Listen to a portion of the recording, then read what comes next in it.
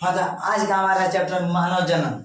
मानव जनन किसे कहते हैं, तो आइए समझते हैं मानव जनन किसे कहते हैं। तो मानव जनन में दो चीज़ों का होना बहुत आवश्यक है, एक तो मेल गैमेट, एक तो फीमेल गैमेट। फीमेल गैमेट किसे कहते हैं, अंडाणु को कहते हैं। फीमेल गैमेट किसे कहते हैं, अंडाणु को। और मेल गैमेट शुक्राणु को। ये जब दोनों निषेचन करेगा क्या बनाएगा, युग्मनज।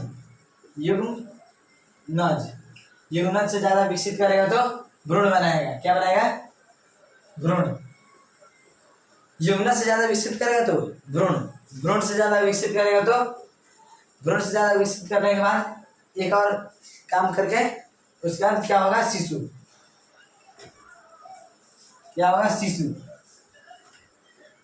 शिशु, ठीक है। अब देखिए इसमें रहा क्या, ये अभी नए नए मिलकर युग्मनज बनाते हैं। ये जो युग्मनज होती है, युग्मनज का जो प्रक्रिया होता है, ये युग्मनज में बहुत कमजोर होता है, ठीक है। इसलिए किसी मतलब गर्भवती महिला को देखिएगा, ये जो है युग्मनज जब ये निषेचन करके बनता है तो डॉक्टर सलाह देता है कि धीरे धीरे कदम रखिएगा, धीरे धीरे चलिएगा, ज़्यादा गाड़ी की सवारी मत कीजिएगा, ठीक है, नहीं तो ये टूट भी सकता है, ठीक है। अब देखिए उसके बाद ये भ्रूण बनाता है तो थोड़ा मजबूत हो, उसके बाद शिशु हो जाता है, ठीक है, तब कोई दिक्कत ही नहीं रहता है। उसके बाद से देखिए ये जो है अगर किसी महिला से अंडाणु लेके और किसी पुरुष से शुक्राणु लेके, अब पुरुष का शुक्राणु बहुत आसानी से चला आता है और महिला का बहुत मुश्किल से मिलता है, ठीक है।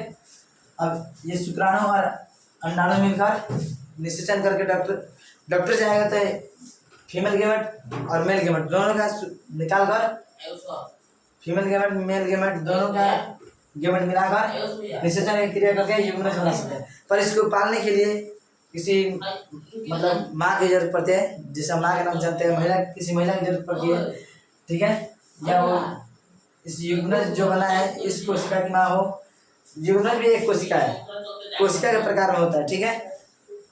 किसी महिला को अंदर डाल दिया जाता है ट्यूब पाइप के द्वारा, ट्यूब के द्वारा डाल दिया जाता है। और उसके बाद से देखिए ये कोशिका के द्वारा होता है, ये खींचेगा डॉक्टर, ठीक है, क्योंकि उसके पास रखने के लिए या उसके विकास के लिए कोई जगह नहीं होता है।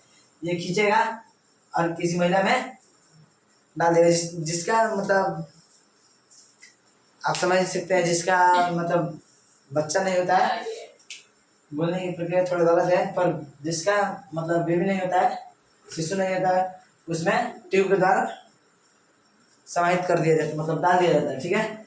अब वो डाल देने के बाद वो विकसित होता है, उसके बाद शिशु का जन्म होता है, ठीक है।